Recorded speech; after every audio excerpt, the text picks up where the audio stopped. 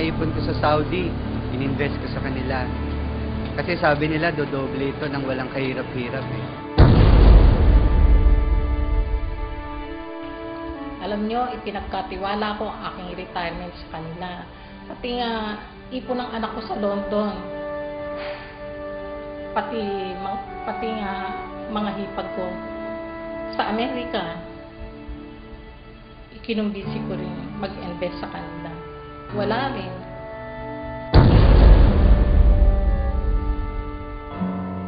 Noong una, nakakapagbigay pa sila. Nakuha ko pa yung cheque na kinita ng pera ko supposedly. But after 1 year, pinabalik-balik ako. At kung kani-kanino na ako itinuro-turo. Paano na kami ngayon? Saan ako lalapit? Lahat ng pinaghirapan ng pamilya ko napunta lang sa wala. Ano nang kakainin ng pamilya ko?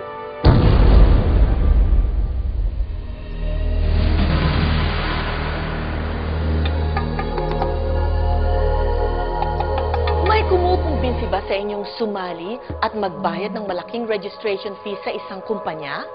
Wala kayong ibang gagawin kung hindi ang mag-recruit ng maraming tao at sila'y sasali din. At kikita kayo mula sa registration fee o investment ng mga na-recruit ninyo. Mahilig ba kayong magsasali sa mga get-rich-quick ventures o negosyo? Mag-ingat, baka kayo na ang susunod na biktima ng pyramid scam. Marami na sa ating mga kababayan ang nabiktima ng pyramid scams.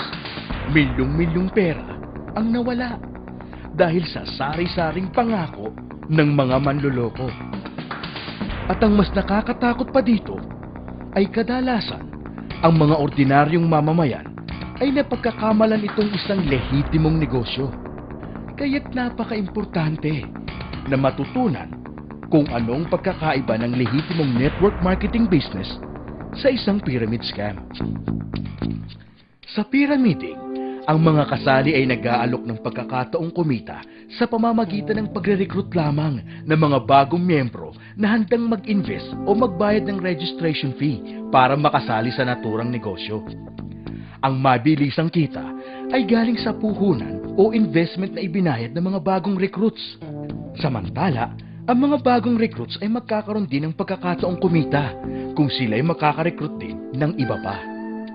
Ang pyramiding ay illegal sapagkat ito ay likas na mapanlinlang o inherently deceptive.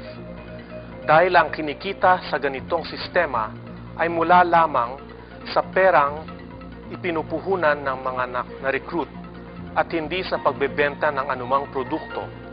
Tiyak na darating ang araw na mauubos ang mga maaring ma-recruit. At dahil dito, mahigpit na ipinagbabawal ng Article 53 ng Consumer Act of the Philippines ang paggamit ng anumang pyramiding scheme sa isang negosyo kahit ano pa man ang produktong ibinebenta. Ang Direct Selling Association of the Philippines o DSAP sa pakikipagtulungan sa Department of Trade and Industry ay naglunsad ng isang anti-pyramiding education campaign para sa inyong protection. Gaya ng kahit na anong negosyo, ang layunin ng isang legitimate direct selling o network marketing company ay ang pagbebenta ng kanilang lehitimong produkto. Kaya't ang ibinabayad na komisyon dito ay base sa product sales. Sa isang pyramid scam, ang pangunahing layunin ay ang pagre-recruit ng maraming tao at hindi ang pagbebenta ng produkto. Ang Direct Selling Association of the Philippines ay samahan ng mga lehitimong kumpanya na mahigpit na ipinatutupad ang legal na compensation plans ng bawat kumpanya at nagsasagawa ng tamang paraan ng negosyo ayon sa Code of Ethics ng World Federation of Direct Selling Associations. Para mapadali ang inyong pagkilatis, kung ang isang kumpanya ay lehitimo at hindi nanloloko, narito ang 8-point test na dapat pagbasihan ng inyong desisyon. Una, may produkto bang ibinebenta? Ang mga pyramid scams ay kadalasang walang produktong binebenta. Kung mayroon man, hindi ito nangangahulugang lehitimong negosyo. Kailangan pa niyong suriin ang mga puntong sumusunod. Ang komisyon ba nakikitain ay magmumula sa pagbebenta ng produkto? At hindi mula sa registration o entry fees ng mga recruit? Kung kumikita ka sa pagre-recruit lamang at ang kinikita mo ay galing sa registration fees ng mga recruit mo, mag-ingat ka. Ito ang pinaka-common trait ng pyramiding. Ang layunin ba ng negosyo ay magbenta ng produkto? At hindi lamang ang pagre-recruit ng mga miyembro? Sa ibang pyramiding schemes, ang mga tao ay bumibili lamang ng produkto dahil requirement ito para maging isang miyembro. Wala bang kaugnayan ang dami ng na-recruit sa dami ng perang kikitain? Ang income o kita mula sa negosyo ay dapat manggagaling sa pagbebenta ng produkto at hindi mula sa recruitment ng mga taong nagbabayad ng entry fees. Kung sakaling matigil ang pagre-recruit, kikita pa ba ang mga miyembro ng negosyong ito? Kung recruitment lang ang pagkakakitaan, tiyak na madaling babagsak ang negosyo kapag wala ng miyembro ang nare-recruit at magbabayad ng entry fees. May protection ba ang sino mang aayaw sa negosyong ito at gustong maibalik ang perang ipinuhunan niya? May makatarungang product return policy ba ang negosyong ito? Sa punto naman ng pagpepresyo, may fair market value ba ang produktong ibinebenta? Kailangan natin suriin kung ang halaga ng isang produkto na binibenta through direct selling ay kasing halintulad ng halaga nito kapag binenta na sa mga tindahan. Sa punto ng mamimili, may sapat ba silang dahilan na bilhin ang produkto ayon sa presyo nito? Ang produkto ba ay bibilhin pa rin ng isang tao kahit hindi ito interesadong sumali sa compensation plan nito? Sa punto ng prospective member, may sapat bang dahilan na magbayad ng registration fee o investment ayon sa tangible benefits na makukuha dito?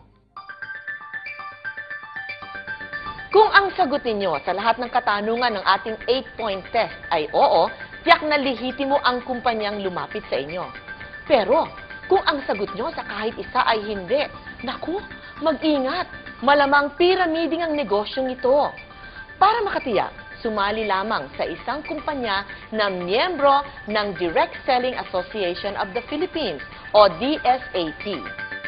I have been in direct selling business for the past 30 years. Dito rin nagsimula ang pagbuo ko ng isang maganda at matatag na pamilya. Ang masishare ko lang ay talagang may pera sa direct selling at naging malaking tulong ang kinikita ko sa aking pamilya. Sa direct selling, kumikita ka sa pagbebenta ng iyong produkto. Mas malaki ang benta, mas malaki ang kita. Ang recruitment ay isang malaking bagay o tool para lumaki ang benta at kita mo. Sa direct selling, kumikita ka sa bawat benta mo at benta ng iyong recruit. Sa recruitment, dalawa ang dapat natin bigyan ng pansin. Kung ang purpose ng recruitment ay para palakihin ang benta, ito ay naayon sa structure ng direct selling. Ngunit kung ang recruitment ay upang mangolekta lang ng recruitment fees or membership fees, at kikita ka na nang hindi ka na kailangang magbenta, ito po ay ang pyramiding at mahigpit na ipinagbabawal ng ating batas. Sa tagal ko po sa industriya ng direct selling, wala po akong alam na yumaman at tumagal sa pyramiding. Ang maipapayo ko lang po, pumili tayo ng kumpanyang lihitimo. Yung may pangalan na sa industriya ng direct selling. Inaanyayahan po namin kayong lahat na makipag-ugnayan sa Direct Selling Association of the Philippines at sa Department of Trade and Industry sa pagkontra ng mga pyramid scams. Kung kayo'y may katanungan o di kayo'y reklamo sa isang kumpanya o taong pinaghihinalaan niyong kasangkot sa pyramid scams, huwag magkatubiling tumawag sa DTI hotline number 897-7384 o mag-text sa DTI space comment at ipadala sa 2920 o mag-email sa i-reklamo@dti.gov.ph. Maaari rin kayong magsadya sa mga tanggapan ng DTI sa inyong mga probinsya.